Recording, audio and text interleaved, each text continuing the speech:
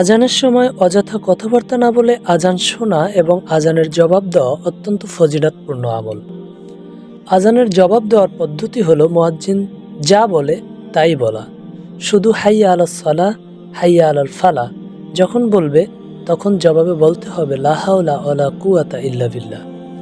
আবু সাঈদ কুদরি রাদিয়াল্লাহু তাআলা থেকে বর্ণিত, রাসূল সাল্লাল্লাহু আলাইহি ওয়াসাল্লাম বলেছেন, যখন তোমরা আজান শুনতে পাও তখন মুয়াজ্জিন যা বলে তোমরাও তার অনুরূপ বলো। সহিহ বুখারী।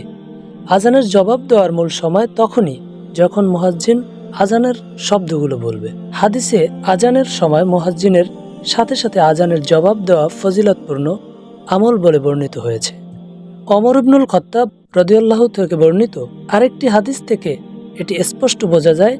ওমর ইবনুল খাত্তাব রাদিয়াল্লাহু থেকে বর্ণিত, রাসূলুল্লাহ সাল্লাল্লাহু আলাইহি সাল্লাম বলেছেন, মুয়াজ্জিন যখন আল্লাহু আকবার বলবে, ব্যক্তি তখন অন্তর থেকে জবাব দেবে আল্লাহু আকবার আল্লাহু আকবার। মুয়াজ্জিন আশহাদু আল্লা ইলাহা ইল্লাল্লাহ বললে জবাবেও আসবে আশহাদু আল্লা ইলাহা ইল্লাল্লাহ।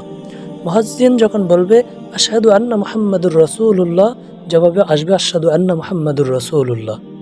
তারপরে মুয়াজ্জিন যখন বলবে হাইয়া আলাস সালাহ, জবাবে আসবে লা হাওলা ওয়ালা কুওয়াতা ইল্লা বিল্লাহ। যখন মুয়াজ্জিন বলবে হাইয়া আলাল ফালাহ, জবাবে আসবে লা হাওলা ওয়ালা কুওয়াতা ইল্লা বিল্লাহ। মুয়াজ্জিন যখন বলবে আল্লাহু আকবার লা ইলাহা ইল্লাল্লাহ, অনুরূপভাবেই দিতে হবে আল্লাহু আকবার লা ইলাহা ইল্লাল্লাহ।